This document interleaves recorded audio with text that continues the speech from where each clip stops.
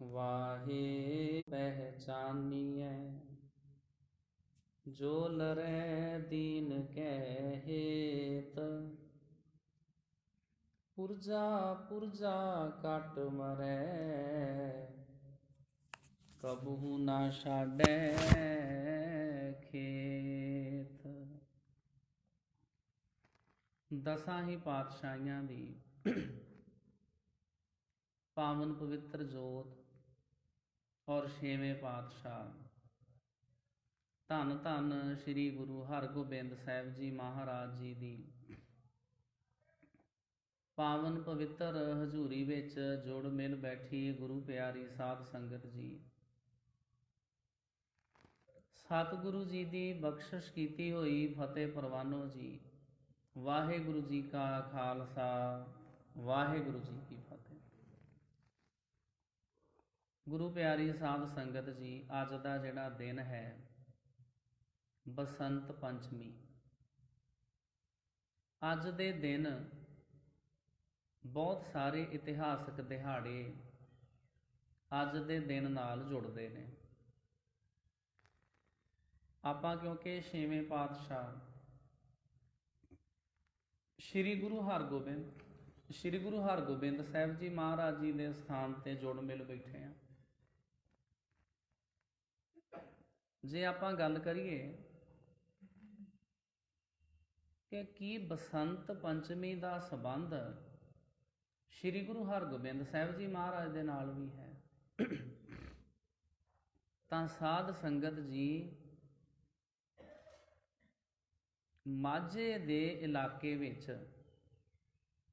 सब तो वड्डा जिहड़ा जोड़ मेला बसंत पंचमी का मनाया जाता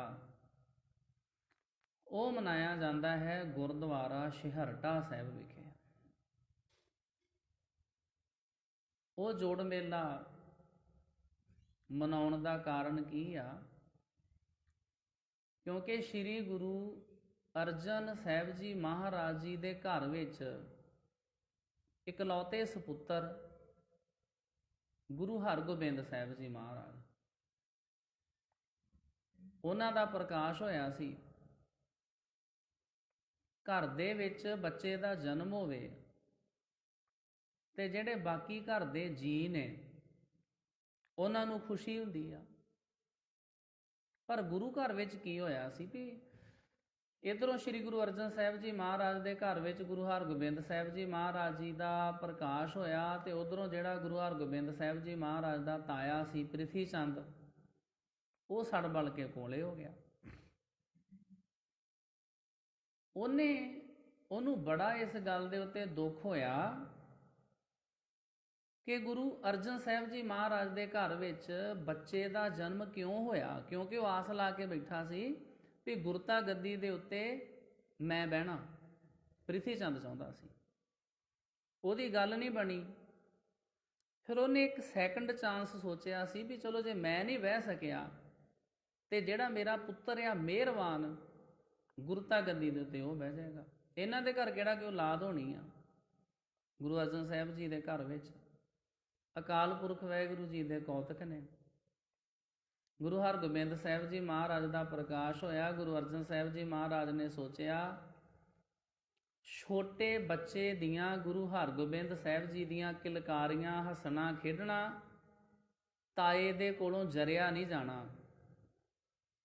ਅੰਮ੍ਰਿਤਸਰ ਸਾਹਿਬ ਤੋਂ ਵਡਾਲੀ ਪਿੰਡ ਵਿੱਚ ਚਲੇ ਗਏ। ਵਡਾਲੀ ਪਿੰਡ 'ਚ ਹੋਇਆ ਜਨਮ ਗੁਰੂ ਹਰਗੋਬਿੰਦ ਸਾਹਿਬ ਜੀ ਦਾ, ਅੰਮ੍ਰਿਤਸਰ ਸਾਹਿਬ ਵਿੱਚ ਨਹੀਂ। ਕਿਉਂਕਿ ਪੰਜਵੇਂ ਪਾਤਸ਼ਾਹ ਜਾਣਦੇ ਸੀ ਵੀ ਮੇਰੇ ਘਰ ਵਿੱਚ ਪੁੱਤਰ ਦਾ ਜਨਮ ਪ੍ਰਿਥੀ ਚੰਦ ਕੋਲੋਂ ਸਹਿਣ ਨਹੀਂ ਹੋਣਾ। ਵਡਾਲੀ ਪਿੰਡ ਵਿੱਚ ਜਨਮ ਹੋਇਆ ਵਾ, ਪਿੰਡ ਦਾ ਨਾਮ ਬਦਲ ਗਿਆ। ਲੋਕੀ ਕਹਿਣ ਲੱਗ ਪਏ ਗੁਰੂ ਕੀ ਵਡਾਲੀ। ਪਹਿਲਾਂ ਵਡਾਲੀ ਸੀ ਇਕੱਲਾ, ਛੇਵੇਂ ਪਾਤਸ਼ਾਹ ਦਾ ਪ੍ਰਕਾਸ਼ ਹੋਇਆ ਸੀ ਤਾਂ ਕਰਕੇ ਸਤਿਕਾਰ ਨਾਲ ਕਹਿਣ ਲੱਗ ਪਏ ਗੁਰੂ ਕੀ ਵਡਾਲੀ। ਜਿਵੇਂ ਆਪਾਂ ਕੱਲ੍ਹ ਦੇ ਇਤਿਹਾਸ ਵਿੱਚ ਵਿਚਾਰਿਆ, ਪਹਿਲਾਂ ਲੋਕੀ ਕਹਿੰਦੇ ਸਨ ਇਕੱਲਾ ਹੀ ਖਡੂਰ ਜਾਂ ਖਹਿਰਿਆਂ ਦਾ ਖਡੂਰ। ਸ਼੍ਰੀ ਗੁਰੂ ਅੰਗਦ ਸਾਹਿਬ ਜੀ ਮਹਾਰਾਜ ਨੇ ਚਰਨ ਪਾਏ, ਲੋਕੀ ਕਹਿਣ ਲੱਗ ਪਏ ਨਹੀਂ ਭਈ ਹੁਣ ਇਹ ਖਹਿਰਿਆਂ ਦਾ ਖਡੂਰ ਨਹੀਂ, ਇਹ ਹੈ ਹੁਣ ਸ਼੍ਰੀ ਖਡੂਰ ਸਾਹਿਬ ਤੇ ਨਾਲ ਗੁਰੂ ਜੋਤ ਦਾ ਚਾਨਣ ਮੁਨਾਰਾ। ਛੇਵੇਂ ਪਾਤਸ਼ਾਹ ਜੀ ਦਾ ਪ੍ਰਕਾਸ਼ ਹੋਇਆ ਤੇ ਗਰੀਬ ਗੁਰਬੇ, ਲੋੜਵੰਦ, ਮੰਗਤੇ, ਦੁਖਿਆਰੇ, ਜਿਨ੍ਹਾਂ ਨੂੰ ਕਿਸੇ ਚੀਜ਼ ਦੀ ਲੋੜ ਹੁੰਦੀ ਸੀ, ਆਮ ਕਰਕੇ ਜਦੋਂ ਕਿਸੇ ਦੇ ਘਰ ਕੋਈ ਵਿਆਹ ਹੋਵੇ, ਕਿਸੇ ਦੇ ਘਰ ਕੋਈ ਬੱਚੇ ਦਾ ਜਨਮ ਹੋਵੇ, ਲੋੜਵੰਦ ਮੰਗਤੇ ਆ ਜਾਂਦੇ ਨੇ। ਇੱਥੇ ਤੇ ਫਿਰ ਗੁਰੂ ਘਰ ਹੈ, ਤੇ ਗੁਰੂ ਘਰ ਵਿੱਚ ਸਾਹਿਬਜ਼ਾਦਾ ਜੀ ਦਾ ਜਨਮ ਹੋਇਆ।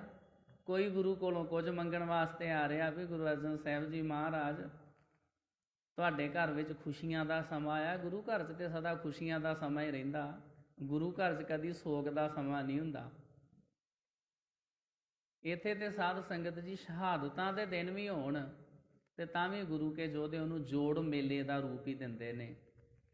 ਬੜੇ ਦੀਨ ਦੁਖੀ ਲੋਕ ਆਉਂਦੇ, ਇਸ ਇਲਾਕੇ ਦੇ ਲੋਕ ਆਏ ਸ਼੍ਰੀ ਗੁਰੂ ਅਰਜਨ ਸਾਹਿਬ ਜੀ ਮਹਾਰਾਜ ਦੇ ਕੋਲ।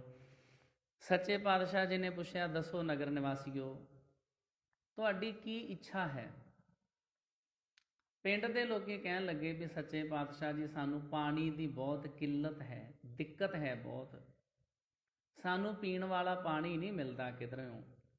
ਤਾਂ ਕਰਕੇ ਗੁਰੂ ਸਾਹਿਬ ਜੀ ਅਸੀਂ ਚਾਹੁੰਦੇ ਹਾਂ ਵੀ ਜੇ ਆਪ ਜੀ ਇਸ ਇਲਾਕੇ ਵਿੱਚ ਇੱਕ ਖੂਹ ਲਵਾ ਦਿਓ ਤਾਂ ਸਾਨੂੰ ਪਾਣੀ ਲੈਣ ਵਾਸਤੇ ਬਹੁਤ ਦੂਰ ਦੁਰੇਡੇ ਜਾਣਾ ਪੈਂਦਾ।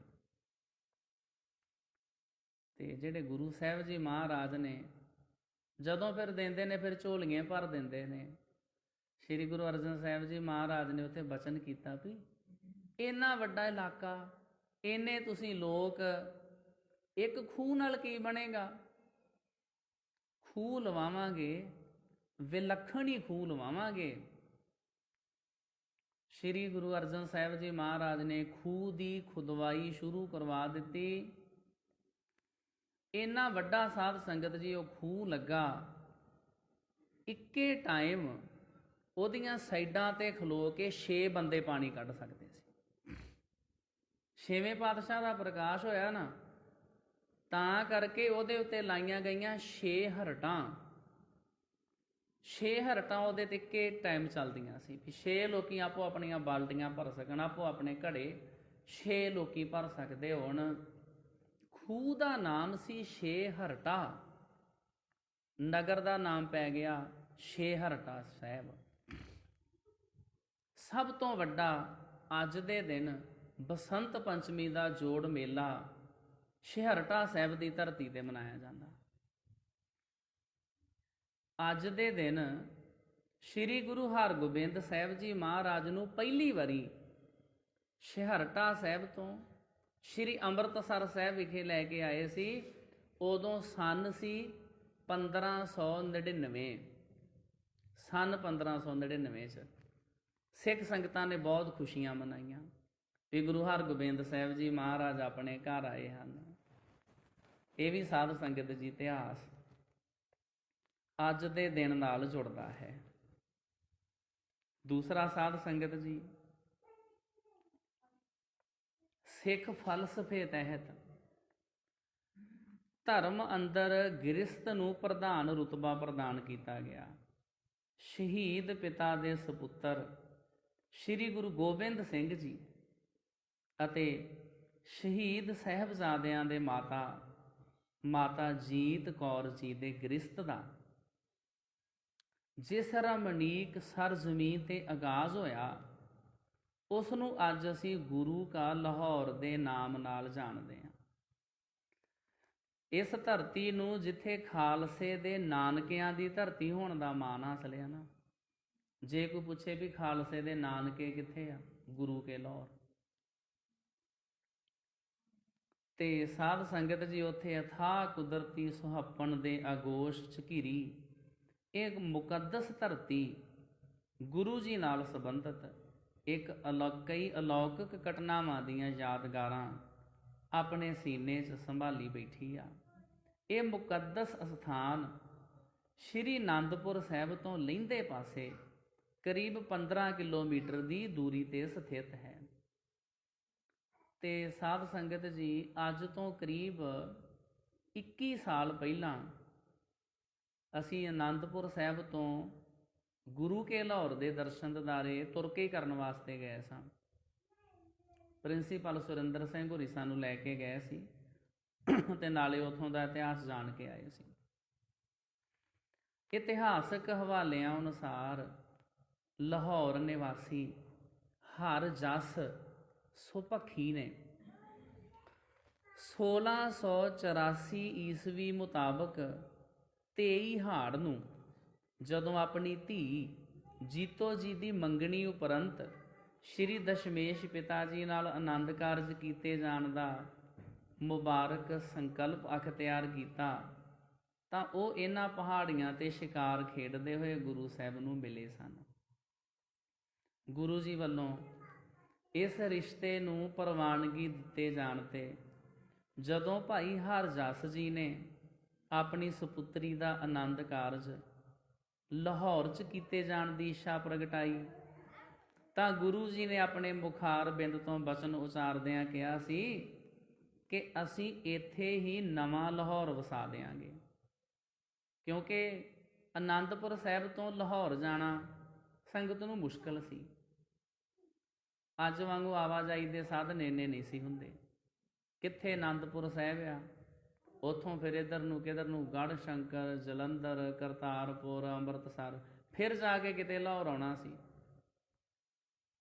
ਗੁਰੂ ਮਹਾਰਾਜ ਜੀ ਨੇ ਵਿਚਾਰਿਆ ਵੀ ਉਹ ਲਾਹੌਰ ਤੇ ਗੁਰਮੁਖੋ ਬੜੀ ਦੂਰ ਆ, ਤੁਹਾਡੀ ਇੱਛਾ ਹੈ ਵੀ ਤੁਹਾਡੀ ਬੇਟੀ ਦਾ ਵਿਆਹ ਲਾਹੌਰ ਵਿੱਚ ਹੋਵੇ, ਆਪਾਂ ਲਾਹੌਰ ਹੀ ਨਵਾਂ ਵਸਾ ਲੈਂਦੇ ਹਾਂ। ਤੇ ਸਾਧ ਸੰਗਤ ਜੀ ਉਹਨਾਂ ਪਰਬਤਾਂ ਦੇ ਵਿੱਚ ਗੁਰੂ ਸਾਹਿਬ ਜੀ ਮਹਾਰਾਜ ਨੇ ਨਵਾਂ ਲਾਹੌਰ ਵਸਾਉਣ ਦਾ ਰਸਮੀ ਆਗਾਜ਼ ਕੀਤਾ ਸੀ। ਯਾਦ ਰਹੇ ਕਿ ਸਮੇਂ ਦੀਆਂ ਹਾਲਤਾਂ ਅਤੇ ਸ੍ਰੀ ਗੁਰੂ ਤੇਗ ਬਹਾਦਰ ਜੀ ਦੀ ਸ਼ਹਾਦਤ ਤੋਂ ਬਾਅਦ ਤਤਕਾਲੀ ਮੁਗਲ ਸਲਤਨਤ ਨਾਲ ਗੁਰੂ ਜੀ ਦੇ ਅਣਸੁਖਾਵੇਂ ਸੰਬੰਧਾਂ ਦੇ ਮੱਦੇ ਨਜ਼ਰ ਕੁਝ ਸਿਆਣੇ ਸਲਾਹਕਾਰ ਗੁਰੂ ਜੀ ਨੂੰ ਲਾਹੌਰ ਨਾ ਜਾਣ ਦਾ ਤਰਕ ਦੇ ਰਹੇ ਸਨ ਵੀ ਵੈਸੇ ਵੀ ਸਤਿਗੁਰੂ ਜੀ ਉੱਥੇ ਲਾਹੌਰ 'ਚ ਜਾਣਾ ਸੇਫ ਨਹੀਂ ਹੈ। ਜਦੋਂ ਗੁਰੂ ਜੀ ਦੀ ਬਰਾਤ ਸ਼੍ਰੀ ਅਨੰਦਪੁਰ ਸਾਹਿਬ ਤੋਂ ਖੂਬਸੂਰਤ ਹਿਮਾਲਿਆ ਦੀਆਂ ਪਹਾੜੀਆਂ 'ਤੇ ਸਥਿਤ ਨਵੇਂ ਵਸਾਏ ਲਾਹੌਰ ਵਿਖੇ ਢੁੱਕੀ ਸੀ ਤਾਂ ਉਸ ਵੇਲੇ ਗੁਰੂ ਜੀ ਦੇ ਸਿਰੋਂ ਪਿਤਾ ਦਾ ਸਾਇਆ ਉੱਠ ਚੁੱਕਾ ਸੀ। ਇਤਿਹਾਸਕਾਰਾਂ ਮੁਤਾਬਕ ਗੁਰੂ ਜੀ ਦੇ ਵਿਆਹ ਦੀਆਂ ਰਸਮਾਂ ਦਾਦਕੇ ਪਰਿਵਾਰ ਵੱਲੋਂ ਸ਼੍ਰੀ ਤੇਗ ਬਹਾਦਰ ਸਾਹਿਬ ਜੀ ਦੇ ਵੱਡੇ ਭਰਾ ਬਾਬਾ ਸੂਰਜਮਲ ਜੀ ਅਤੇ ਬਾਬਾ ਅਣੀ ਰਾਏ ਨੇ ਨਿਭਾਈਆਂ ਅਤੇ ਨਾਨਕੇ ਪਰਿਵਾਰ ਉਹਨਾਂ ਦੇ ਮਾਮਾ ਕਿਰਪਾਲ ਚੰਦ ਜੀ ਅਤੇ ਮਾਮਾ ਮਿਹਰ ਚੰਦ ਜੀ ਨੇ ਨਿਭਾਈਆਂ ਸੀ, ਜਦ ਕਿ ਲਾਵਾਂ ਪੜ੍ਹਨ ਦੀ ਰਸਮ ਭਾਈ ਰੂਪ ਚੰਦ ਵੱਲੋਂ ਅਦਾ ਕੀਤੀ ਗਈ ਸੀ। ਇਸੇ ਦੌਰਾਨ ਇੱਥੋਂ ਦੇ ਕੁਝ ਬਾਸ਼ਿੰਦਿਆਂ ਨੇ ਗੁਰੂ ਜੀ ਨੂੰ ਬੇਨਤੀ ਕੀਤੀ ਸੀ, ਪਾਤਸ਼ਾਹ ਜੀਓ, ਇਸ ਥਾਂ 'ਤੇ ਪੀਣ ਵਾਲੇ ਪਾਣੀ ਦੀ ਬੇਹੱਦ ਸਮੱਸਿਆ ਹੈ। ਲੋਕਾਂ ਦੀ ਇਸ ਮੰਗ ਨੂੰ ਇਲਾਹੀ ਰੰਗਤ ਦਿੰਦਿਆਂ ਗੁਰੂ ਜੀ ਨੇ ਕਿਰਪਾ ਵਰਸ਼ਾ ਧਰਤੀ 'ਤੇ ਮਾਰ ਕੇ ਉੱਥੇ ਪਾਣੀ ਦੀ ਤ੍ਰਿਵੈਣੀ ਪ੍ਰਗਟ ਕੀਤੀ ਸੀ, ਜੋ ਅੱਜ ਵੀ ਉਸੇ ਤਰ੍ਹਾਂ ਮੌਜੂਦ ਹੈ ਅਤੇ ਉੱਥੇ ਗੁਰਦੁਆਰਾ ਤ੍ਰਿਵੈਣੀ ਸਾਹਿਬ ਸੁਸ਼ੋਭਿਤ ਹੈ। ਸੋ ਕਿਰਪਾ ਵਰਸ਼ਾ ਗੁਰੂ ਜੀ ਨੇ ਉਦੋਂ ਤ੍ਰਿਵੈਣੀ ਪ੍ਰਗਟ ਕਰਨ ਲਈ ਜ਼ਮੀਨ ਵਿੱਚ ਮਾਰਿਆ ਸੀ, ਉਹ ਵੀ ਅੱਜ ਤਖਤ ਸ੍ਰੀ ਕੇਸਗੜ੍ਹ ਸਾਹਿਬ ਵਿਖੇ ਸੁਸ਼ੋਭਿਤ ਆ। ਇੱਥੇ ਹੀ ਗੁਰੂ ਜੀ ਦੇ ਨੀਲੇ ਘੋੜੇ ਨੇ ਪੌੜ ਮਾਰਿਆ ਸੀ ਅਤੇ ਪਾਣੀ ਕੱਢਿਆ ਸੀ। ਉਹ ਥਾਂ ਵੀ ਅੱਜ ਗੁਰਦੁਆਰਾ ਪੌੜ ਸਾਹਿਬ ਦੇ ਰੂਪ ਵਿੱਚ ਮੌਜੂਦ ਹੈ ਅਤੇ ਅੱਜ ਵੀ ਉੱਥੋਂ ਪਾਣੀ ਵਹਿੰਦਾ ਹੈ। ਇਤਿਹਾਸਕ ਪੱਖ ਅਨੁਸਾਰ ਗੁਰੂ ਜੀ ਦੀ ਬਰਾਤ ਗੁਰਦੁਆਰਾ ਭੋਰਾ ਸਾਹਿਬ ਤੋਂ, ਜੋ ਕਿ ਉਦੋਂ ਸ੍ਰੀ ਗੁਰੂ ਤੇਗ ਬਹਾਦਰ ਸਾਹਿਬ ਜੀ ਦਾ ਘਰ ਅਤੇ ਇਬਾਦਤ ਗਾਹ ਸੀ, ਇੱਥੋਂ ਰਵਾਨਾ ਹੋ ਕੇ ਗੁਰੂ ਕਾ ਲਾਹੌਰ ਪੁੱਜੀ ਸੀ ਅਤੇ ਗੁਰਮਰਿਆਦਾ ਅਨੁਸਾਰ ਗੁਰੂ ਜੀ ਦੇ ਆਨੰਦ ਕਾਰਜ ਮਾਤਾ ਜੀਤੋ ਜੀ ਨਾਲ ਕੀਤੇ ਗਏ ਸਨ। ਸਿਮਰਨ ਅਤੇ ਤਿਆਗ ਦੀ ਮੂਰਤ ਮਾਤਾ ਜੀਤੋ ਜੀ ਭਾਵੇਂ ਜ਼ਿੰਦਗੀ ਦੇ ਅੰਤਲੇ ਦਹਾਕਿਆਂ 'ਚ ਗੁਰੂ ਜੀ ਦਾ ਸਾਥ ਨਾ ਨਿਭਾਉਂਦਿਆਂ ਜ਼ਿੰਦਗੀ ਦਾ ਸੰਖੇਪ ਅਰਸਾ ਬਸਰ ਕਰਕੇ ਸਦੀਵੀ ਵਿਛੋੜਾ ਦੇ ਗਏ ਸਨ, ਲੁਕਾਈ ਦੀ ਵਿਲੱਖਣਤਾ ਵਾਰੀਕ ਸਿਰਜਣ ਵਾਲੇ ਗੁਰੂ ਕੇ ਲਾਲਾਂ ਦੀ ਜਨਮਦਾਤੀ ਹੋਣ ਦਾ ਸੁਭਾਗ ਮਾਤਾ ਜੀਤੋ ਜੀ ਦੇ ਹਿੱਸੇ ਆਇਆ ਸੀ। ਗੁਰੂ ਜੀ ਦਾ ਵਿਆਹ ਪੁਰਬ ਮਨਾਉਣ ਦੀ ਇਹਦਾ ਪਰੰਪਰਾਗਤ ਆਗਾਜ਼ ਸੱਚਖੰਡ ਵਾਸੀ ਬਾਬਾ ਸੇਵਾ ਸਿੰਘ ਜੀ ਕਾਰ ਸੇਵਾ ਕਿਲ੍ਹਾ ਆਨੰਦਗੜ੍ਹ ਸਾਹਿਬ ਸ਼੍ਰੀ ਅਨੰਦਪੁਰ ਸਾਹਿਬ ਵਾਲਿਆਂ ਨੇ ਕੀਤਾ ਸੀ ਸੰਨ 1960 ਦੇ ਵਿੱਚ। ਉਦੋਂ ਤੋਂ ਗੁਰੂ ਗੋਬਿੰਦ ਸਿੰਘ ਜੀ ਮਹਾਰਾਜ ਦਾ ਵਿਆਹ ਪੁਰਬ ਮਨਾਇਆ ਜਾਂਦਾ ਵਾ ਗੁਰੂ ਕੇ ਲਾਹੌਰ ਵਿਖੇ। ਤੇ ਫਿਰ ਉਹਨਾਂ ਤੋਂ ਵਰਸਾਏ ਬਾਬਾ ਲਾਭ ਸਿੰਘ ਜੀ, ਬਾਬਾ ਹਰਭਜਨ ਸਿੰਘ ਜੀ ਪਹਿਲਵਾਨ ਨੇ ਇਸ ਸਿਧਾਂਤਕ ਪਰੰਪਰਾ ਨੂੰ ਅਗਾਂਹ ਤੋਰਨ 'ਚ ਸ਼ਲਾਘਾਯੋਗ ਭੂਮਿਕਾ ਨਿਭਾਈ।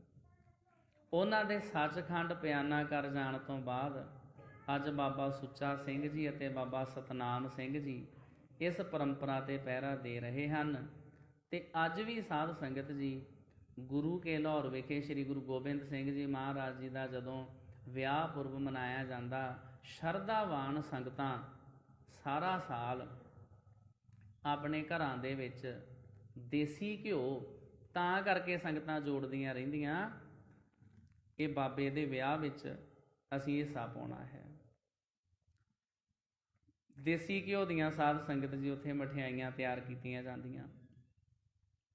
ਪੰਜਾਬ ਦੇ ਮੌਜੂਦਾ ਵਿਆਹਾਂ ਦੀ ਤਰਜ਼ 'ਤੇ ਅੱਜ ਵੀ ਗੁਰੂ ਜੀ ਦੀ ਬਰਾਤ ਨਗਰ ਕੀਰਤਨ ਦੇ ਰੂਪ 'ਚ ਗੁਰਦੁਆਰਾ ਭੋਰਾ ਸਾਹਿਬ ਤੋਂ ਚੜ੍ਹਦੀ ਹੈ ਅਤੇ ਸੰਗਤਾਂ ਬਰਾਤੀਆਂ ਦੇ ਰੂਪ 'ਚ ਗੁਰੂ ਕਾ ਜਸ ਕਰਦੀਆਂ ਹੋਈਆਂ ਲਾਹੌਰ ਪੁੱਜਦੀਆਂ। ਤੇ ਕਾਰ ਸੇਵਾ ਵੱਲੋਂ ਸੰਗਤਾਂ ਲਈ ਵੱਖ-ਵੱਖ ਤਰ੍ਹਾਂ ਦੀਆਂ ਮਠਿਆਈਆਂ ਅਤੇ ਹੋਰ ਪਦਾਰਥਾਂ ਦੇ ਲੰਗਰ ਲਾਏ ਜਾਂਦੇ ਨੇ। ਇਲਾਕੇ ਭਰ 'ਚ ਬਸੰਤ ਪੰਚਮੀ ਦੇ ਭਰਨ ਵਾਲੇ ਇਸ ਵਿਆਹ ਪੁਰਬ ਜੋੜ ਮੇਲੇ ਨੂੰ ਲੋਕੀ 15 ਅਤੇ 16 ਫਰਵਰੀ ਨੂੰ ਲੋਕੀ ਇਹਨੂੰ ਬਾਪੂ ਦਾ ਵਿਆਹ ਕਹਿ ਕੇ ਵੀ ਸਤਿਕਾਰਦੇ ਨੇ ਤੇ ਇਹਨਾਂ ਦੇ ਨਾਂ ਨੂੰ ਸਦਾ ਯਾਦ ਰੱਖਦੇ ਨੇ। ਇਹ ਵੀ ਸਾਧ ਸੰਗਤ ਜੀ ਵੇਖੋ ਬੜੀ ਮਹਾਨ ਤੇ ਵਧੀਆ ਗੱਲ ਆ ਵੀ ਆ ਜਦੋਂ ਆਪਾਂ ਗੁਰਦੁਆਰਾ ਸਾਹਿਬ ਦੇ ਵਿੱਚ ਇੰਟਰ ਹੁੰਦੇ ਆ ਤੇ ਉੱਥੇ ਬਾਹਰੋਂ ਭੈਣ ਜੀ ਹੁਣੀ ਮਿੱਠੇ ਚਾਵਲਾਂ ਦਾ ਲੰਗਰ ਲਾ ਕੇ ਬੈਠੇ ਨੇ। ਉਹਨਾਂ ਨੇ ਵੀ ਵਿਆਹ ਦੇ ਸੰਬੰਧ 'ਚ ਹੀ ਲਾਇਆ ਵੀ ਅੱਜ ਸ਼੍ਰੀ ਗੁਰੂ ਗੋਬਿੰਦ ਸਿੰਘ ਜੀ ਮਹਾਰਾਜ ਜੀ ਦਾ ਵਿਆਹ ਪੁਰਬ ਆ। ਇਹਨਾਂ ਦਿਨਾਂ ਨੂੰ ਸਾਨੂੰ ਕਦੇ ਨਹੀਂ ਭੁੱਲਣਾ ਚਾਹੀਦਾ। ਆਮ ਕਰਕੇ ਤੇ ਅਸੀਂ ਆਪਣੇ ਵਿਆਹਾਂ ਦੀਆਂ ਮੈਰਿਜ ਐਨਵਰਸਰੀਜ਼ ਮਨਾਈ ਜਾਂਦੇ ਹਾਂ। ਇਹ ਸ਼੍ਰੀ ਗੁਰੂ ਗੋਬਿੰਦ ਸਿੰਘ ਜੀ ਮਹਾਰਾਜ ਜੀ ਦਾ ਅੱਜ ਸਾਧ ਸੰਗਤ ਜੀ ਵਿਆਹ ਦਾ ਦਿਹਾੜਾ ਹੈ। ਇਸ ਵਾਸਤੇ ਸਾਨੂੰ ਵੱਡੇ ਪੱਧਰ 'ਤੇ ਮਨਾਉਣਾ ਚਾਹੀਦਾ। ਸਤਿਗੁਰੂ ਸੱਚੇ ਪਾਤਸ਼ਾਹ ਜੀ ਨੇ ਸਾਡੇ 'ਤੇ ਕਿੰਨੇ ਵੱਡੇ ਪਰਉਪਕਾਰ ਕੀਤੇ ਨੇ। ਇਹ ਵੀ ਸਾਧ ਸੰਗਤ ਜੀ ਅੱਜ ਦੇ ਦਿਨ ਦਾ ਇਤਿਹਾਸ ਹੈ। ਦੂਸਰਾ ਸਾਧ ਸੰਗਤ ਜੀ ਹੋਰ ਵੀ ਇਤਿਹਾਸ ਅੱਜ ਦੇ ਦਿਨ ਨਾਲ ਕਾਫੀ ਜੁੜਦੇ ਨੇ, ਪਰ ਨਾਲ ਦੀ ਨਾਲ ਉਹਨਾਂ ਰੱਬੀ ਰੰਗ ਦੇ ਵਿੱਚ ਰੰਗੀਆਂ ਹੋਈਆਂ ਜਿਹੜੀਆਂ ਰੂਹਾਂ ਨੇ ਸਿੱਖ ਕੌਮ ਦੇ ਮਹਾਨ ਵਿਦਵਾਨ doctor of literature professor Sahib Singh ji, ਉਹਨਾਂ ਦਾ ਵੀ ਸਾਧ ਸੰਗਤ ਜੀ ਅੱਜ ਜਨਮ ਦਿਨ ਹੈ। ਉਹਨਾਂ ਨੇ ਸਾਰੀ ਜ਼ਿੰਦਗੀ ਗੁਰਬਾਣੀ ਦੇ ਅਰਥਾਂ ਦੇ ਵਿੱਚ ਲਗਾ ਦਿੱਤੀ ਆ। ਉਹਨਾਂ ਦੇ ਜੀਵਨ ਬਾਰੇ ਵੀ ਥੋੜ੍ਹਾ ਜਿਹਾ ਅਸੀਂ ਜ਼ਿਕਰ ਕਰੀਏ। 20ਵੀਂ ਸਦੀ ਦੇ ਗੁਰਬਾਣੀ ਦੀ ਗੁਰਮਤਿ ਤੇ ਵਿਆਕਰਨ ਅਨੁਸਾਰ ਵਿਆਖਿਆ ਦੇ ਧੁਰੰਤਰ ਵਿਦਵਾਨ, ਵਾਰਤਕ ਦੇ ਨਿਪੁੰਨ ਲੇਖਕ, ਗੁਰਮਤਿ ਅਨੁਸਾਰੀ ਸਿੱਖ ਇਤਿਹਾਸ ਲਿਖਣ ਵਾਲੇ ਸੁਘੜ ਦਾਰਸ਼ਨਿਕ, ਗੁਰਮਤਿ ਅਨੁਸਾਰੀ ਜੀਵਨ ਜੀਣ ਵਾਲੇ ਮਹਾਨ ਗੁਰਸਿੱਖ ਪ੍ਰੋਫੈਸਰ ਸਾਹਿਬ ਸਿੰਘ ਜੀ ਹੁਣਾਂ ਦਾ ਜਨਮ 16 ਫਰਵਰੀ 1892 ਈਸਵੀ ਨੂੰ ਪਿੰਡ ਫੱਤੇਵਾਲੀ ਜ਼ਿਲ੍ਹਾ ਸਿਆਲਕੋਟ ਵਿੱਚ ਭਾਈ ਹੀਰਾ ਨੰਦ ਦੇ ਘਰ ਮਾਤਾ ਨਿਹਾਲ ਦੇਈ ਦੀ ਕੁੱਖੋਂ ਹੋਇਆ ਸੀ। ਹਿੰਦੂ ਪਰਿਵਾਰ 'ਚ ਜਨਮ ਲੈਣ ਕਰਕੇ ਇਹਨਾਂ ਦਾ ਪਹਿਲਾ ਨਾਮ ਸੀ ਨੱਥੂ ਰਾਮ। ਇਹਨਾਂ ਨੇ ਮੁੱਢਲੀ ਵਿਦਿਆ ਪਹਿਲਾਂ ਪੰਜਾਬੀ ਦੇ ਸ਼ਾਹਕਾਰ ਕਵੀ ਮੀਆਂ ਹਾਸ਼ਮ ਸ਼ਾਹ ਦੇ ਪੁੱਤਰ ਮੀਆਂ ਹਯਾਤ ਕੋਲ ਥਰਪਾਲ ਪੜ੍ਹਨ ਬਿਠਾਇਆ। ਫਿਰ ਕੁਝ ਸਮੇਂ ਬਾਅਦ ਰਈਏ ਪ੍ਰਾਇਮਰੀ ਸਕੂਲ ਵਿੱਚ ਪੜ੍ਹਨ ਲੱਗੇ ਤੇ ਇੱਥੋਂ 1902 ਵਿੱਚ ਪੰਜਵੀਂ ਜਮਾਤ ਇਹਨਾਂ ਨੇ ਪਾਸ ਕੀਤੀ, ਪੰਜਾਬੀ ਵਿਦਿਆ ਸਿੱਖੀ। ਕਾਜ਼ੀ ਜਲਾਲ ਦੀਨ ਦੀ ਹੱਲਾਸ਼ੇਰੀ ਸਦਕਾ ਭਾਈ ਹੀਰਾ ਆਨੰਦ ਨੇ ਘਰ ਦੀ ਗਰੀਬੀ ਦੀ ਪਰਵਾਹ ਨਾ ਕਰਦਿਆਂ ਮਿਡਲ ਦੀ ਪੜ੍ਹਾਈ ਲਈ ਗੋਤਾ ਫਤਿਹਗੜ੍ਹ ਦੇ ਵਰਨੈਕੂਲਰ ਮਿਡਲ ਸਕੂਲ ਵਿੱਚ ਭਰਤੀ ਕਰਵਾਇਆ। ਕਿਉਂਕਿ ਉਸ ਸਮੇਂ ਦੀ ਜਦੋਂ ਗੱਲ ਆ ਸੰਨ 1902 ਦੀ, ਉਦੋਂ ਲੋਕ ਇੰਨਾ ਪੜ੍ਹਦੇ ਲਿਖਦੇ ਨਹੀਂ ਸੀ ਹੁੰਦੇ। ਵੱਡੀ ਗੱਲ ਕੋਈ 5ਵੀਂ ਪੜ੍ਹ ਗਿਆ, ਗਰੀਬ ਬੰਦੇ ਨੇ ਕੀ ਪੜ੍ਹਾਉਣਾ ਸੀ। ਤਾਂ ਵੀ ਕਾਜ਼ੀ ਜਲਾਲਦੀਨ ਨੇ ਹੱਲਾਸ਼ੇਰੀ ਦਿੱਤੀ ਵੀ ਤੁਹਾਡਾ ਜਿਹੜਾ ਬੱਚਾ ਬਹੁਤ ਲਾਇਕ ਆ, ਇਹਨੂੰ ਹੋਰ ਪੜ੍ਹਾਉਣਾ ਚਾਹੀਦਾ। ਤੇ ਫਿਰ ਇਹਨਾਂ ਨੂੰ ਸਾਧ ਸੰਗਤ ਜੀ ਨੱਥੂ ਰਾਮ ਜੀ ਨੂੰ ਭਾਵੇਂ ਘਰ ਦੀ ਗਰੀਬੀ ਸੀ, ਫਿਰ ਮਿਡਲ ਦੀ ਪੜ੍ਹਾਈ ਕਰਵਾਈ ਗਈ। ਪਿੰਡ ਢੇ ਦੇ ਬਹੁਤੇ ਸਿੰਘ ਫੌਜੀ ਸਨ। ਇਹਨਾਂ ਨੂੰ ਵੇਖ ਕੇ ਕਾਕੇ ਨੱਥੂ ਰਾਮ ਦੇ ਮਨ ਵਿੱਚ ਇਹ ਵਿਚਾਰ ਪੱਕਣ ਲੱਗਾ ਕਿ ਹਿੰਦੂ ਮੁਸਲਮਾਨ ਨਾਲੋਂ ਸਿੰਘ ਵਧੇਕ ਸੋਹਣੇ ਤੇ ਜਵਾਨ ਦਿਸਦੇ ਨੇ। ਇਹ ਬੱਚਾ ਹਿੰਦੂਆਂ ਦਾ ਸੀ, ਪਰ ਜਦੋਂ ਇਹਨੇ ਸਿੱਖ ਫੌਜੀਆਂ ਨੂੰ ਵੇਖਿਆ ਕਰਨਾ, ਇਹਦੇ ਮਨ ਦੇ ਉੱਤੇ ਇਹੋ ਜਿਹਾ ਇੰਪਰੈਸ਼ਨ ਪਿਆ, ਇਹੋ ਜਿਹਾ ਪ੍ਰਭਾਵ ਪਿਆ ਵੀ ਹਿੰਦੂ ਮੁਸਲਮਾਨਾਂ ਦੇ ਨਾਲੋਂ ਸਿੰਘ ਵਧੇਕ ਸੋਹਣੇ ਤੇ ਜਵਾਨ ਦਿਸਦੇ ਨੇ। ਇੱਥੇ ਮੈਂ ਆਪ ਸੰਗਤਾਂ ਨੂੰ ਸੰਖੇਪ 'ਚ ਇਤਿਹਾਸ ਸੁਣਾਵਾਂਗਾ। ਡਿਟੇਲ 'ਚ ਪੜ੍ਹਨਾ ਹੋਵੇ ਤੇ ਪ੍ਰੋਫੈਸਰ ਸਾਹਿਬ ਸਿੰਘ ਜੀ ਦੀ ਬਕਾਇਦਾ ਪੂਰੀ ਦੀ ਪੂਰੀ ਜੀਵਨੀ ਲਿਖੀ ਹੋਈ ਆ, ਮੇਰੀ ਸਵੈ ਜੀਵਨੀ। ਤੇ ਸਾਧ ਸੰਗਤ ਜੀ ਉਹਨਾਂ ਵੱਲ ਵੇਖ ਕੇ ਮਨ ਵਿੱਚ ਕੇਸ ਰੱਖਣ ਦਾ ਫੁਰਨਾ ਬਣਿਆ। 1905 ਵਿੱਚ ਮਿਡਲ ਦਾ ਇਮਤਿਹਾਨ ਵੀ ਹੋ ਗਿਆ। ਇਹਨਾਂ ਦਿਨਾਂ ਵਿੱਚ ਹੀ 13 ਸਾਲ ਦੇ ਨੱਥੂ ਰਾਮ ਦਾ ਵਿਆਹ ਕਿਸ਼ਨ ਚੰਦ ਦੀ 11 ਸਾਲ ਦੀ ਧੀ ਦੁਰਗਾ ਦੇਵੀ ਨਾਲ ਹੋਇਆ। ਛੋਟੇ ਬੱਚਿਆਂ ਦੇ ਪੁਰਾਣੇ ਸਮੇਂ 'ਚ ਲੋਕੀ ਵਿਆਹ ਕਰ ਦਿੰਦੇ ਹੁੰਦੇ ਸੀ, ਕਿਉਂਕਿ ਛੋਟੇ ਬੱਚੇ ਹੀ ਸਰੀਰ ਕਰਕੇ ਬਹੁਤ ਬਲਵਾਨ, ਲੰਮੇ, ਤਗੜੇ, ਚੰਗੇ ਜੁੱਸੇ ਵਾਲੇ ਹੁੰਦੇ ਸੀ। ਤੇ ਇਹਨਾਂ ਦਾ ਸਾਧ ਸੰਗਤ ਜੀ 13 ਸਾਲ ਦੇ ਨੱਥੂ ਰਾਮ ਦਾ ਵਿਆਹ ਕਿਸ਼ਨ ਚੰਦ ਦੀ 11 ਸਾਲ ਦੀ ਧੀ ਦੁਰਗਾ ਦੇਵੀ ਨਾਲ ਹੋਇਆ। ਮਿਡਲ ਦਾ ਨਤੀਜਾ ਆਇਆ ਤਾਂ ਨੱਥੂ ਰਾਮ ਰਾਵਲਪਿੰਡੀ ਡਿਵੀਜ਼ਨ ਵਿੱਚ ਪਹਿਲੇ ਦਰਜੇ ਤੇ ਆਇਆ, ਜਿਹਦੇ ਫਲਸਰੂਪ 6 ਰੁਪਏ ਵਜ਼ੀਫਾ ਵੀ ਲੱਗ ਗਿਆ। ਮਹੀਨੇ ਦੇ 6 ਰੁਪਏ ਇਹਨਾਂ ਦਾ ਵਜ਼ੀਫਾ ਲੱਗ ਗਿਆ।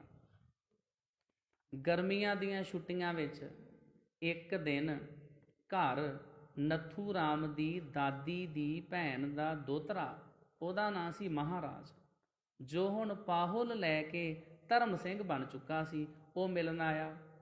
ਉਸ ਵੱਲ ਵੇਖ ਕੇ ਨੱਥੂ ਰਾਮ ਦਾ ਸਿੱਖ ਬਣਨ ਦਾ ਵਿਚਾਰ ਹੋਰ ਦ੍ਰਿੜ ਹੋ ਗਿਆ।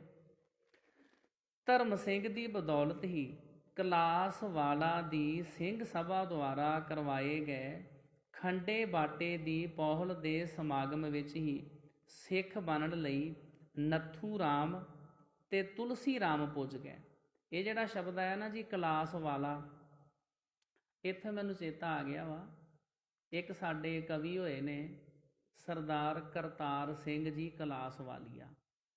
ਉਹਨਾਂ ਦੀਆਂ ਲਿਖਤਾਂ ਬੜੀਆਂ ਮਹਾਨ ਨੇ, ਪਰ ਹੌਲੀ ਹੌਲੀ ਕਰਕੇ ਉਹ ਅਲੋਪ ਹੋਈ ਜਾਂਦੀਆਂ ਨੇ। ਜੇ ਅਸੀਂ ਉਹ ਨਾ ਸਾਂਭੀਆਂ ਤੇ ਗਵਾਚ ਜਾਣਗੀਆਂ, ਕਿਉਂਕਿ ਸਾਡੀ ਜਿਹੜੀ ਨਿਊ ਜਨਰੇਸ਼ਨ ਆ, ਇਹ ਸਾਡੇ ਉਹਨਾਂ ਖਜ਼ਾਨਿਆਂ ਨੂੰ ਭੁੱਲਦੀ ਜਾ ਰਹੀ ਆ। ਰਹੋ ਵਿਚਾਰ ਤੋਂ ਸਾਧ ਸੰਗਤ ਜੀ ਇੱਥੋਂ ਪਹੁਲ ਲੈ ਕੇ ਦੋਨੋਂ ਸਾਹਿਬ ਸਿੰਘ ਤੇ ਜਗਜੋਧ ਸਿੰਘ ਬਣ ਗਏ। ਧਰਮ ਸਿੰਘ ਦੀ ਸੰਗਤ ਨੇ ਜਿੱਥੇ ਗੁਰਬਾਣੀ ਪ੍ਰਤੀ ਪ੍ਰੇਮ ਪੈਦਾ ਕੀਤਾ, ਉੱਥੇ ਵਿਦੇਸ਼ੀ ਰਾਜ ਦੀ ਗੁਲਾਮੀ ਪ੍ਰਤੀ ਅਗਾਹ ਵੀ ਕੀਤਾ, ਕਿਉਂਕਿ ਅੰਗਰੇਜ਼ਾਂ ਦਾ ਰਾਜ ਸੀ ਉਦੋਂ। ਇਹਨਾਂ ਦਿਨਾਂ ਵਿੱਚ ਹੀ ਸੰਸਕ੍ਰਿਤ ਮਜ਼ਬੂਨ ਨਾਲ ਸਾਂਝ ਪਈ ਤੇ ਉਧਰ ਸਿਰ ਤੋਂ ਪਿਓ ਦਾ ਸਾਇਆ ਵੀ ਉੱਠ ਗਿਆ। 10ਵੀਂ ਜਮਾਤ ਦੇ ਦਾਖਲੇ ਜਾਣ ਦੀ ਰਕਮ ਦਾ ਇੰਤਜ਼ਾਮ ਵਿਧਵਾ ਭੂਆ ਨੇ ਆਪਣੀਆਂ ਟੂਮਾਂ ਗਹਿਣੇ ਰੱਖ ਕੇ ਕੀਤਾ, ਕਿਉਂਕਿ ਸਾਹਿਬ ਸਿੰਘ ਜੀ ਅਨਾਥ ਹੋ ਗਏ ਸੀ, ਪਿਤਾ ਜੀ ਕਾਲ ਚਲਾਣਾ ਕਰ ਗਏ ਸੀ, 10ਵੀਂ ਜਮਾਤ ਦਾ ਦਾਖਲਾ ਜਾਣਾ ਸੀ, ਪੈਸੇ ਕੋਲ ਹੈ ਨਹੀਂ ਸੀ। ਇਹਨਾਂ ਦੀ ਜਿਹੜੀ ਵਿਧਵਾ ਭੂਆ ਸੀ, ਉਹਨੇ ਆਪਣੀਆਂ ਟੂਮਾਂ ਗਹਿਣੇ ਰੱਖ ਕੇ ਪੈਸਿਆਂ ਦਾ ਪ੍ਰਬੰਧ ਕੀਤਾ। ਇਹਨਾਂ ਦਿਨਾਂ ਵਿੱਚ ਭਾਈ ਗਿਆਨ ਸਿੰਘ ਨਾਮਧਾਰੀ ਦੀ ਸੰਗਤ ਵੀ ਕੀਤੀ। ਘਰ ਤੋਰਨ ਲਈ ਮੁੱਢਲੇ ਰੂਪ ਵਿੱਚ ਡਾਕਖਾਨੇ ਮੁਲਾਜ਼ਮਤ ਵੀ ਕੀਤੀ, ਵੀ ਘਰ ਦਾ ਗੁਜ਼ਾਰਾ ਚੱਲਦਾ ਰਹੇ, ਨਾਲੇ 10ਵੀਂ ਦੀ ਪੜ੍ਹਾਈ ਹੋਈ ਜਾਵੇ, ਨਾਲੇ ਚਿੱਠੀਆਂ ਵੰਡ ਆਇਆ ਕਰਾਂਗਾ, ਘਰ ਦਾ ਗੁਜ਼ਾਰਾ ਹੋਈ ਜਾਏਗਾ। ਜਦ ਸਿਆਲਕੋਟ ਡਾਕਖਾਨੇ ਦਾ ਕੰਮ ਸਿੱਖਣ ਜਾਣਾ ਸੀ ਤਾਂ ਰੋਟੀ ਖਾਣ ਵਾਸਤੇ ਵੀ ਪੈਸੇ ਚਾਹੀਦੇ ਸਨ। ਪਰ ਗਰੀਬ ਦੀ ਬਾਂਹ ਕੌਣ ਫੜਦਾ? ਵਿਚਾਰੀ ਮਾਂ ਕਈ ਘਰਾਂ ਵਿੱਚ ਉਧਾਰ ਪੈਸੇ ਮੰਗਣ ਗਈ, ਪਰ ਸਭ ਨੇ ਜਵਾਬ ਦਿੱਤਾ। ਬਿਲਕੁਲ ਇਸੇ ਤਰ੍ਹਾਂ ਦੀ ਹੀ ਜੀਵਨੀ ਭਗਤ ਪੂਰਨ ਸਿੰਘ ਜੀ ਦੀ ਆ। ਉਹਨਾਂ ਦੇ ਜੀਵਨ ਉੱਤੇ ਇੱਕ ਮੂਵੀ ਵੀ ਬਣੀ ਆ, ਇਹ ਜਨਮ ਤੁਮਾਰੇ ਲੇਖੇ।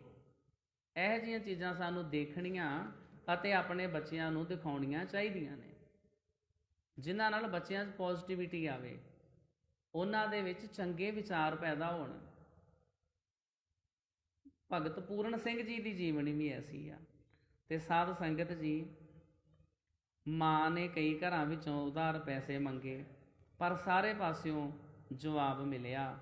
ਆਖਰ ਜੋ ਇਹਨਾਂ ਦੇ ਘਰ ਦਾ ਕੂੜਾ ਸੁੱਟਦੀ ਸੀ, ਉਸ ਅੱਗੇ ਮਾਂ ਨੇ ਤਰਲਾ ਮਾਰਿਆ ਤੇ ਉਸ ਵਿਚਾਰੀ ਦੇ ਮਨ ਮਿਹਰ ਪਈ ਤੇ ਉਹਨੇ 2 ਰੁਪਏ ਲਿਆ ਦਿੱਤੇ। ਪਰ ਇਸ ਨੌਕਰੀ ਨਾਲ ਵੀ ਪੂਰੀ ਨਹੀਂ ਪੈ ਰਹੀ ਸੀ, ਸੂਦ ਹੀ ਉਤਰਦਾ ਸੀ ਤੇ ਕਰਜ਼ਾ ਉੱਥੇ ਖਲੋਤਾ ਸੀ। ਸਾਹਿਬ ਸਿੰਘ ਹੁਣਾਂ ਨੇ BA ਕਰਨ ਦਾ ਇਰਾਦਾ ਪੱਕਾ ਕਰ ਨੌਕਰੀ ਤੋਂ ਅਸਤੀਫਾ ਦੇ ਦਿੱਤਾ ਤੇ ਲਾਹੌਰ ਵੱਲ ਮੂੰਹ ਕੀਤਾ। ਇਸ ਵਕਤ ਇਹਨਾਂ ਕੋਲ 2 ਰੁਪਏ, ਇੱਕ ਕਮੀਜ਼ ਪਜਾਮਾ ਤੇ ਇੱਕ ਅੱਧ ਹੰਡੀ ਜੁੱਤੀ ਸੀ। ਉਹਨਾਂ ਦੀ ਜੀਵਨੀ ਆ ਜਿਨ੍ਹਾਂ ਨੂੰ ਅੱਜ ਅਸੀਂ ਸਾਡਾ ਪੰਥ ਸਿਰ ਝੁਕਾਉਂਦਾ, ਜਿਨ੍ਹਾਂ ਨੇ ਇੰਨੀ ਮਿਹਨਤ ਕੀਤੀ ਆ। ਪੰਡਤ ਵਿਤਸਤਾ ਪ੍ਰਸਾਦ ਨੇ 3 ਕਮੀਜ਼ ਪਜਾਮੇ ਬਣਾ ਕੇ ਦਿੱਤੇ ਤੇ ਨਾਲੇ ਆਪਣੇ ਅਸਰ ਰਸੂਖ ਨਾਲ ਅੱਧੀ ਫੀਸ ਮੁਆਫ ਕਰਵਾ ਦਿੱਤੀ। ਇੰਨੀ ਗੁਰਬਤ ਤੇ ਘਰ ਦੀਆਂ ਜ਼ਿੰਮੇਵਾਰੀਆਂ ਵਿੱਚ ਸਾਹਿਬ ਸਿੰਘ ਹੁਣਾਂ ਆਪਣੀ ਪੜ੍ਹਾਈ ਮੁਕੰਮਲ ਕੀਤੀ ਤੇ 8 ਸਤੰਬਰ 1915 ਨੂੰ ਫਰੂਕੇ ਦੇ ਖਾਲਸਾ ਹਾਈ ਸਕੂਲ ਵਿੱਚ ਪੜ੍ਹਾਉਣ ਲੱਗੇ। 1917 ਵਿੱਚ ਆਪਣਾ ਸਾਰਾ ਕਰਜ਼ ਵੀ ਲਾਇਆ ਤੇ ਭੂਆ ਦੀਆਂ ਗਹਿਣੇ ਪਈਆਂ ਟੂਮਾਂ ਵੀ ਛੁਡਾ ਲਈਆਂ, ਜਿਹੜੀਆਂ ਉਹਨਾਂ ਨੇ ਸਾਹਿਬ ਸਿੰਘ ਨੂੰ 10ਵੀਂ ਜਮਾਤ ਵਿੱਚ ਦਾਖਲ ਕਰਵਾਉਣ ਵਾਸਤੇ ਗਹਿਣੇ ਪਾਈਆਂ ਸੀ। 1917 ਵਿੱਚ ਗੁਜਰਾਂਵਾਲੇ ਦੇ ਖਾਲਸਾ ਕਾਲਜ ਵਿੱਚ ਆ ਗਏ। 20 ਜੁਲਾਈ 1921 ਨੂੰ ਸ਼੍ਰੋਮਣੀ ਗੁਰਦੁਆਰਾ ਪ੍ਰਬੰਧਕ ਕਮੇਟੀ ਵਿੱਚ ਮੀਤ ਸਕੱਤਰ ਵਜੋਂ ਸੇਵਾ ਸ਼ੁਰੂ ਕੀਤੀ। ਮੀਤ ਸਕੱਤਰ ਲੱਗ ਗਏ। ਦਸੰਬਰ 1920 ਵਿੱਚ ਇੱਕ ਦਿਨ ਪਾਠ ਕਰਦਿਆਂ ਜਦ ਇਹ ਪੰਕਤੀ ਆਈ, ਆਹਰ ਸਭ ਕਰਦਾ ਫਿਰੈ, ਆਹਰ ਇੱਕ ਨਾ ਹੋਏ, ਨਾਨਕ ਜਿਤ ਆਹਰ ਜਗ ਉਧਰੈ, ਵਿਰਲਾ ਬੂਝੈ ਕੋਏ। ਇਸ ਵਿੱਚ ਆਹਰ ਸ਼ਬਦ ਦੇ 3 ਰੂਪਾਂ ਨੇ ਸਾਹਿਬ ਸਿੰਘ ਦਾ ਧਿਆਨ ਗੁਰਬਾਣੀ ਵਿਆਕਰਨ ਵੱਲ ਮੋੜਿਆ ਵੀ ਜਿਹੜੀ ਮੈਂ ਇਹ ਪੰਕਤੀ ਪੜ੍ਹੀ ਆ, ਇਹਦੇ ਵਿੱਚ 3 ਵਾਰੀ ਆਹਰ ਸ਼ਬਦ ਆਇਆ, ਪਰ 3 ਵਾਰੀ ਅਲੱਗ-ਅਲੱਗ ਰੂਪਾਂ 'ਚ ਆਇਆ ਵਾ। ਵੇਖਦੇ ਤੇ ਅਸੀਂ ਵੀ ਆ, ਪਰ ਅਸੀਂ ਤੇ ਬਸ ਪੜ੍ਹ ਕੇ ਐਵੇਂ ਲੰਘ ਜਾਂਦੇ ਆ ਨਾ, ਕਿਉਂਕਿ ਸਾਨੂੰ ਕਾਹਲੀ ਹੁੰਦੀ ਆ। ਜਪਜੀ ਸਾਹਿਬ ਦਾ ਪਾਠ ਤੇ ਅਸੀਂ ਵੀ ਕਰਨੇ ਆ, ਪਰ ਕਿਉਂਕਿ ਅਸੀਂ ਕਦੇ ਤੇ ਜਪਜੀ ਸਾਹਿਬ ਦਾ ਪਾਠ ਕਰਕੇ ਕਈਆਂ ਨੇ ਸਵੇਰੇ ਦੁਕਾਨ ਖੋਲ੍ਹਣੀ ਹੁੰਦੀ ਆ, ਕਿਸੇ ਨੇ ਸਕੂਲ ਜਾਣਾ ਹੁੰਦਾ, ਕਿਸੇ ਨੇ ਕਿ ਆਪਣੀ ਨੌਕਰੀ ਤੇ ਜਾਣਾ ਹੁੰਦਾ। ਸਾਡਾ ਧਿਆਨ ਹੀ ਨਹੀਂ ਜਾਂਦਾ ਵੀ ਜਪਜੀ ਸਾਹਿਬ ਵਿੱਚ ਨਾਨਕ ਸ਼ਬਦ ਤੇ ਅਸੀਂ ਪੜ੍ਹ ਲਿਆ ਵਾ, ਪਰ ਕਈ ਥਾਵਾਂ ਦੇ ਉੱਤੇ ਨਾਨਕ ਮੁਕਤਾ ਹੀ ਆ, ਕੱਕੇ ਥੱਲੇ ਕੁਛ ਵੀ ਨਹੀਂ ਲੱਗਾ।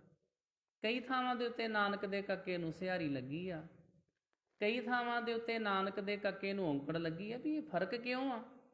ਸਾਡਾ ਧਿਆਨ ਨਹੀਂ ਇੱਧਰ ਜਾਂਦਾ।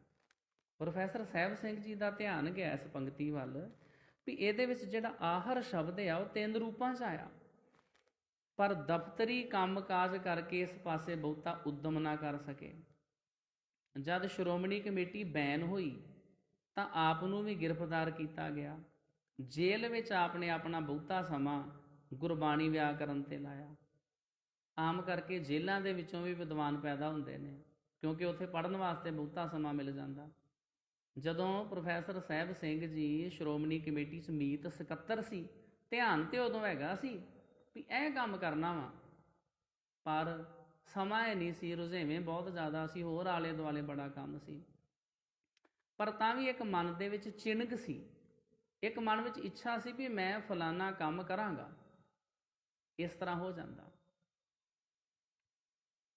ਆਮ ਕਰਕੇ ਸਾਨੂੰ ਜਦੋਂ ਕਿਧਰੇ ਕੈਦ ਕਰ ਦਿੱਤਾ ਜਾਂਦਾ ਉੱਥੇ ਸਾਨੂੰ ਪੜ੍ਹਨ ਵਾਸਤੇ ਬਹੁਤ ਸਮਾਂ ਮਿਲ ਜਾਂਦਾ। ਮੈਨੂੰ ਚੇਤਾ ਆ ਜਾਂਦਾ, ਮੇਰਾ ਵੱਡਾ ਭਰਾ ਉਹ ਸ਼ਰਾਬ ਕੱਢਦਾ ਤੇ ਇੱਕ ਵਾਰੀ ਪੁਲਿਸ ਪੈ ਗਈ, ਫੜਨਾ ਉਹਨੂੰ ਸੀ, ਉਹ ਤੇ ਕੋਠਿਆਂ ਦੇ ਉੱਤੋਂ ਦੀ ਦੌੜ ਗਿਆ। ਉਹਨਾਂ ਨੇ ਮੈਨੂੰ ਵੇਖ ਲਿਆ, ਕਹਿੰਦੇ ਚਲੋ ਇਹਨੂੰ ਫੜ ਕੇ ਲੈ ਜਾਓ। ਮੈਂ ਕਿਹਾ ਮੈਨੂੰ ਲੈ ਜਾਓ, ਮੈਨੂੰ ਆਪਣੀਆਂ ਕਿਤਾਬਾਂ ਤੇ ਲੈ ਲੈਣ ਦਿਓ, ਪਿੰਡ ਉੱਥੇ ਥਾਣੇ ਮੈਨੂੰ ਬਿਠਾਈ ਛੱਡਿਓ, ਨਾਲ ਮੈਂ ਪੜ੍ਹੀ ਜਾਵਾਂਗਾ। ਵਿੱਚੋਂ ਕਹਿਣ ਲੱਗਾ ਛੱਡੋ ਇਹਨੂੰ, ਫੜ ਕੇ ਕੀ ਕਰਨਾ, ਉੱਥੇ ਮੈਂ ਪੋਥੀਆਂ ਪੜ੍ਹੇਗਾ, ਕਿਤਾਬਾਂ ਪੜ੍ਹੇਗਾ, ਇਹਨੂੰ ਕਾਹਨੂੰ ਤੰਗ ਕਰਨਾ। ਤਾਂ ਕਈ ਵਾਰੀ ਜਦੋਂ ਅਸੀਂ ਕਿਧਰੇ ਫਸ ਜਾਈਏ, ਸਾਡੇ ਕੋਲ ਸਮਾਂ ਹੋਵੇ, ਸਾਨੂੰ ਪੜ੍ਹਨ ਵਾਸਤੇ ਨਾ ਉਹ ਫਿਰ ਸਮਾਂ ਵਧੀਕ ਮਿਲ ਜਾਂਦਾ। ਅਤੇ ਇਸ ਤਰ੍ਹਾਂ ਦੇ ਤੁਸੀਂ ਵੀ ਆਪਣੇ ਮਨ 'ਚ ਨਿਸ਼ਾਨੇ ਰੱਖਿਆ ਕਰੋ ਵੀ ਮੈਂ ਜਪਜੀ ਸਾਹਿਬ ਦੀ ਸਟੀਕ ਪੜ੍ਹਾਂਗਾ, ਮੈਂ ਗੁਰਬਾਣੀ ਦੀ ਵਿਆਕਰਨ ਨੂੰ ਜ਼ਰੂਰ ਸਿੱਖਣ ਦੀ ਕੋਸ਼ਿਸ਼ ਕਰਾਂਗਾ। ਸਿੱਖ ਮਿਸ਼ਨਰੀ ਕਾਲਜ ਦੀ ਰਹਿਰਾਸ ਸਾਹਿਬ ਅਤੇ ਸੋਹਿਲਾ ਸਟੀਕ, ਇਹ ਮੈਂ 11ਵੀਂ 'ਚ ਪੜ੍ਹਦਾ ਸੀ ਜਦੋਂ ਮੇਰੇ ਧਿਆਨ 'ਚ ਆ ਗਈ ਸੀ, ਅਤੇ ਇਹਨੂੰ ਮੈਂ ਸੰਭਾਲ ਕੇ ਆਪਣੀ ਅਲਮਾਰੀ 'ਚ ਰੱਖ ਲਿਆ ਸੀ ਵੀ ਜਦੋਂ ਮੈਂ 12ਵੀਂ ਦੇ ਪੇਪਰ ਪਾ ਕੇ ਫਰੀ ਹੋਵਾਂਗਾ ਫਿਰ ਮੈਨੂੰ ਚੰਗੀ ਤਰ੍ਹਾਂ ਪੜ੍ਹਾਂਗਾ ਵੀ ਰਹਿਰਾਸ ਸਾਹਿਬ ਜੀ ਦੇ ਅਰਥ ਕੀ ਨੇ, ਸੋਹਿਲਾ ਸਾਹਿਬ ਜੀ ਦੇ ਅਰਥ ਕੀ ਨੇ। ਇੱਕ ਸਾਲ ਮੈਂ ਉਸ ਨਿੱਕੀ ਜਿਹੀ ਉਹ ਪੁਸਤਕ ਸੀ, 20 ਪੇਜ ਸੀ ਉਹਨੂੰ ਸੰਭਾਲ ਕੇ ਰੱਖ ਛੱਡਿਆ। ਤਾਂ ਸਾਧ ਸੰਗਤ ਜੀ, ਸਾਨੂੰ ਵੀ ਇਸ ਤਰ੍ਹਾਂ ਜ਼ਰੂਰ ਧਿਆਨ ਦੇਣਾ ਚਾਹੀਦਾ।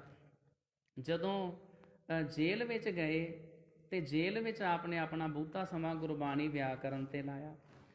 ਜਦ ਜੇਲ੍ਹ ਤੋਂ ਰਿਹਾ ਹੋ ਮੁੜ ਦਫ਼ਤਰੀ ਕੰਮ ਵਿੱਚ ਲੱਗੇ ਤਾਂ ਮਨ ਨੇ ਗੁਰਬਾਣੀ ਦੇ ਖੋਜ ਵੱਲ ਤੁਰਨ ਲਈ ਬਲ ਦਿੱਤਾ ਵੀ ਤੇਰਾ ਉਦੇਸ਼ ਸ਼੍ਰੋਮਣੀ ਕਮੇਟੀ ਵਿੱਚ ਮੀਤ ਸਕੱਤਰ ਲੱਗ ਕੇ ਤੇ ਤਨਖਾਹ ਲੈਣਾ ਨਹੀਂ ਹੈ, ਤੈਨੂੰ ਗੁਰਬਾਣੀ ਦੀ ਵਿਆਕਰਨ ਦੇ ਉੱਤੇ ਕੰਮ ਕਰਨਾ ਚਾਹੀਦਾ। ਅਖੀਰ 250 ਰੁਪਈਏ ਦੀ ਕਮੇਟੀ ਦੀ ਨੌਕਰੀ ਤੋਂ ਅਸਤੀਫਾ ਦੇ ਕੇ 150 ਰੁਪਈਏ ਦੀ ਨੌਕਰੀ ਖਾਲਸਾ ਕਾਲਜ ਗੁਜਰਾਂਵਾਲੇ ਸ਼ੁਰੂ ਕੀਤੀ।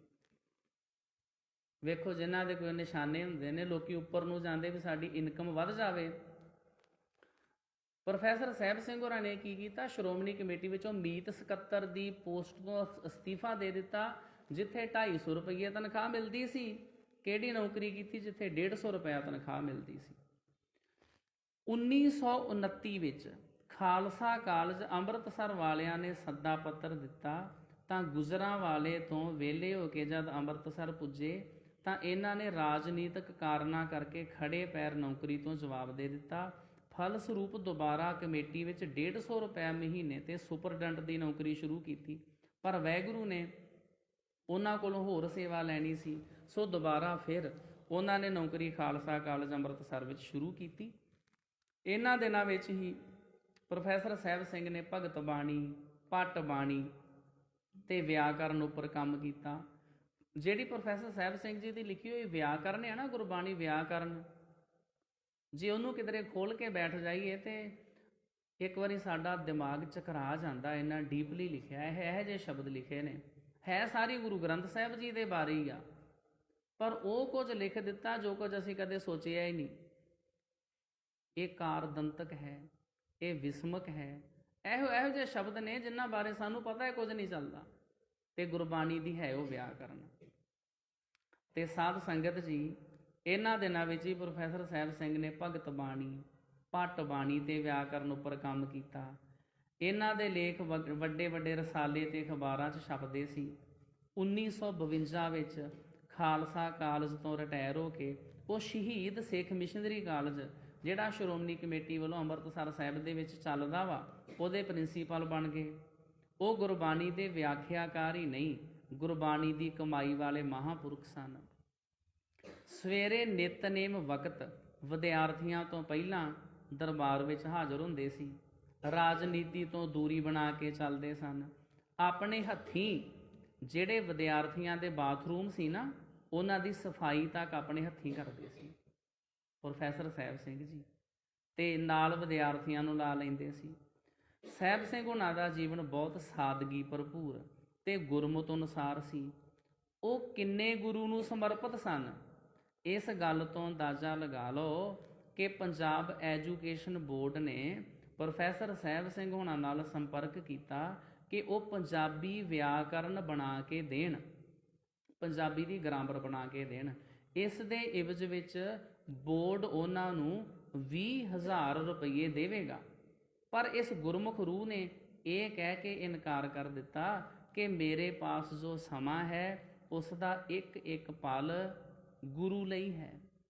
ਵਿਆਹ ਕਰਨਾ, ਲਿਖ ਪੈਸੇ ਕਮਾਉਣ ਲਈ ਹੋਰ ਬਥੇਰੇ ਨੇ, ਪਰ ਮੈਂ ਇਹ ਕੰਮ ਨਹੀਂ ਕਰ ਸਕਦਾ।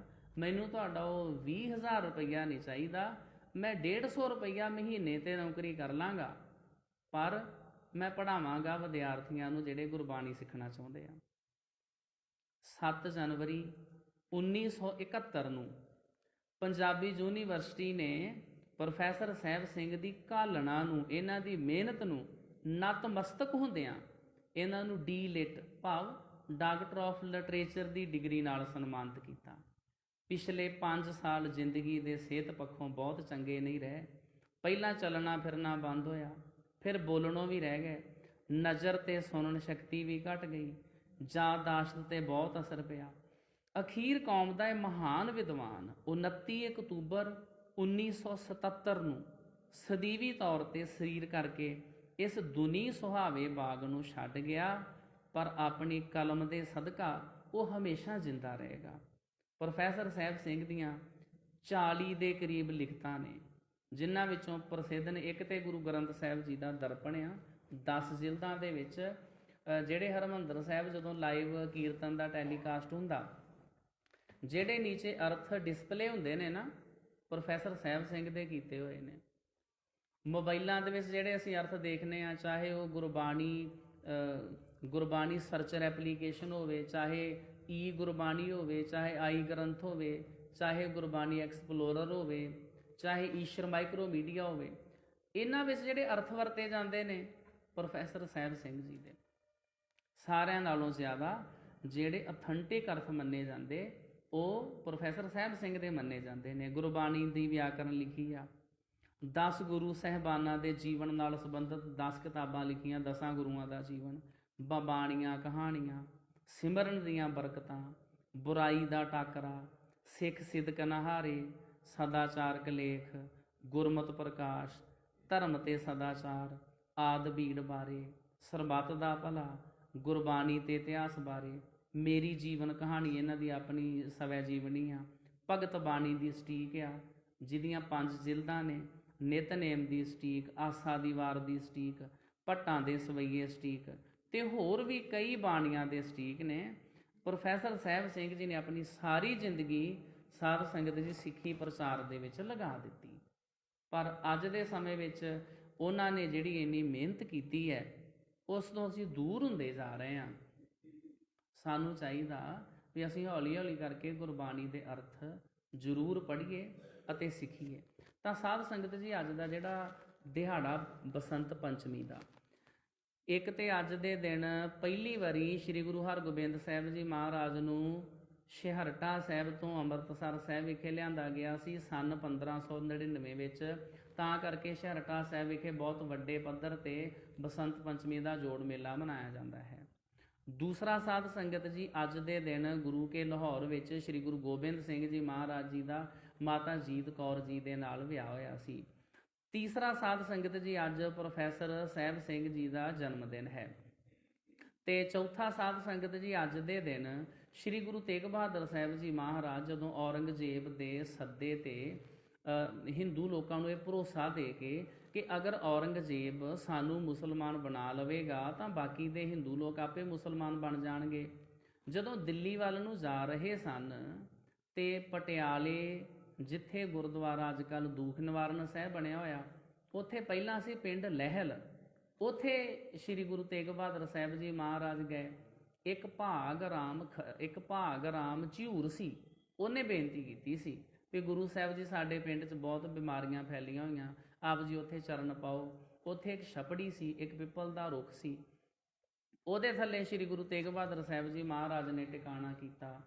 ਉੱਥੇ ਸਾਧ ਸੰਗਤ ਜੀ ਇੱਕ ਬੀਬੀ ਨੇ ਆਣ ਕੇ ਬੇਨਤੀ ਕੀਤੀ ਵੀ ਸੱਚੇ ਪਾਤਸ਼ਾਹ ਜੀ, ਸਾਡੇ ਇਸ ਨਗਰ ਦੇ ਵਿੱਚ ਇੱਕ ਅਠਰਾਹ ਦੀ ਬਿਮਾਰੀ ਫੈਲੀ ਹੋਈ ਹੈ, ਜਿਹੜੇ ਬੱਚੇ ਹਨ ਉਹ ਜਨਮ ਤੋਂ ਪਹਿਲਾਂ ਮਾਤਾ ਦੀ ਕੁੱਖ ਵਿੱਚ ਹੀ ਸ਼ਾਂਤ ਹੋ ਜਾਂਦੇ ਹਨ, ਉਹਨਾਂ ਦੇ ਉੱਤੇ ਕਿਰਪਾ ਕਰੋ।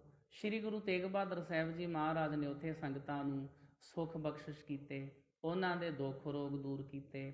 ਤਾਂ ਕਰਕੇ ਅੱਜ ਦੇ ਦਿਨ ਬਹੁਤ ਵੱਡੇ ਪੱਧਰ ਦੇ ਉੱਤੇ ਗੁਰਦੁਆਰਾ ਦੂਖ ਨਿਵਾਰਨ ਸਾਹਿਬ ਵਿਖੇ ਵੀ ਬਸੰਤ ਪੰਚਮੀ ਦਾ ਤਿਉਹਾਰ ਮਨਾਇਆ ਜਾਂਦਾ ਹੈ। ਜਿਹੜੇ ਹਿੰਦੂ ਭਰਾ ਨੇ ਇਹਨਾਂ ਦੇ ਵਿੱਚ ਵੀ ਬਸੰਤ ਪੰਚਮੀ ਦੀ ਬਹੁਤ ਮਹਾਨਤਾ ਵਾ। ਅੱਜ ਦੇ ਦਿਨ ਇਹ ਸਾਧ ਸੰਗਤ ਜੀ ਸਰਸਵਤੀ ਦੇਵੀ ਦੀ ਪੂਜਾ ਕਰਦੇ ਨੇ। ਉਹਨੂੰ ਕਵਿਤਾ ਦੀ ਦੇਵੀ ਮੰਨਿਆ ਜਾਂਦਾ, ਹੁਨਰ ਦੀ ਦੇਵੀ ਮੰਨਿਆ ਜਾਂਦਾ ਵਾ।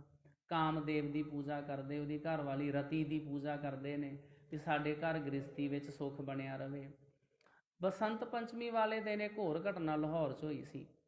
ਇੱਕ ਛੋਟਾ ਬੱਚਾ ਸੀ, ਉਹਦਾ ਨਾਮ ਸੀ ਹਕੀਕਤ ਰਾਏ। ਉਹਨੇ ਉਹ ਮਦਰਸੇ ਵਿੱਚ ਪੜ੍ਹਨ ਵਾਸਤੇ ਗਿਆ। ਉਹਨੇ ਆਪਣੇ ਮੱਥੇ ਵਿੱਚ ਤਿਲਕ ਲਾਇਆ ਹੋਇਆ ਸੀ। ਜਿਹੜੇ ਨਾਲ ਦੇ ਮੁੰਡੇ ਸੀ ਉਹਨਾਂ ਨੇ ਮਖੌਲ ਕੀਤਾ ਵੀ ਤੂੰ ਹੈ ਕਿ ਮੱਥੇ 'ਚ ਤਿਲਕ ਲਾਈ ਫਿਰਦਾ, ਇਹ ਕਾਹਦਾ ਲਾਇਆ? ਉਹਨੇ ਕਿਹਾ ਜੀ ਇਹ ਮੈਂ ਦੁਰਗਾ ਦੇਵੀ ਦਾ ਤਿਲਕ ਲਾਇਆ ਹੈ। ਨਾਲ ਦੇ ਬੱਚੇ ਕਹਿਣ ਲੱਗੇ ਉਹ ਕੌਣ ਸੀ?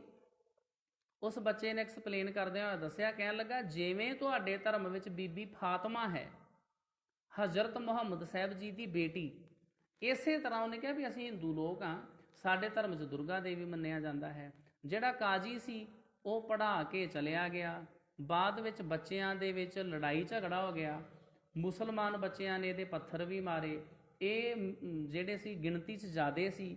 ਫਿਰ ਇਹ ਜਿਹੜੀ ਗੱਲ ਸੀ ਸਰਕਾਰੀ ਦਰਬਾਰੇ ਚਲੇ ਗਈ। ਹਕੀਕਤ ਰਾਏ ਦੀ ਸ਼ਿਕਾਇਤ ਲਾ ਦਿੱਤੀ ਗਈ ਅਤੇ ਇਹਦੇ ਉੱਤੇ ਇਲਜ਼ਾਮ ਲਾਇਆ ਗਿਆ ਵੀ ਇਹਨੇ ਜੀ ਮੁਹੰਮਦ ਸਾਹਿਬ ਦੇ ਬਾਰੇ, ਬੀਬੀ ਫਾਤਮਾ ਦੇ ਬਾਰੇ ਬਹੁਤ ਅਪਸ਼ਬਦ ਬੋਲੇ, ਗਲਤ ਬੋਲਿਆ ਹੈ। ਅਤੇ ਇਸ ਹਕੀਕਤ ਰਾਏ ਦੇ ਉੱਤੇ ਇਲਜ਼ਾਮ ਲਾ ਕੇ ਆਪਣੇ ਧਰਮ ਦੇ ਖਿਲਾਫ ਬੋਲਿਆ। ਇਸ ਨੂੰ ਸਾਧ ਸੰਗਤ ਜੀ ਅੱਜ ਦੇ ਦਿਨ ਫਾਹੇ ਲਾ ਦਿੱਤਾ ਗਿਆ ਸੀ। ਤੋਂ ਅੱਜ ਦੇ ਦਿਨ ਜਿਹੜੇ ਹਿੰਦੂ ਲੋਕ ਨੇ ਉਹ ਵੀਰ ਹਕੀਕਤ ਰਾਏ ਦੀ ਸ਼ਹੀਦੀ ਦੇ ਰੂਪ ਵਿੱਚ ਵੀ ਇਸ ਨੂੰ ਮਨਾਉਂਦੇ ਨੇ। ਤੋਂ ਇਹੋ ਜਿਹੇ ਅਨੇਕਾਂ ਹੀ ਸਾਧ ਸੰਗਤ ਜਿਹੜੀਆਂ ਘਟਨਾਵਾਂ ਨੇ ਉਹ ਅੱਜ ਦੇ ਦਿਨ ਨਾਲ ਜੁੜੀਆਂ ਹੋਈਆਂ ਨੇ। ਬਸੰਤ ਰਾਗ ਸਤਿਗੁਰੂ ਸੱਚੇ ਪਾਤਸ਼ਾਹ ਨੇ ਗੁਰੂ ਗ੍ਰੰਥ ਸਾਹਿਬ ਜੀ ਦੇ ਵਿੱਚ ਵੀ ਉਚਾਰਨ ਕੀਤਾ ਹੈ।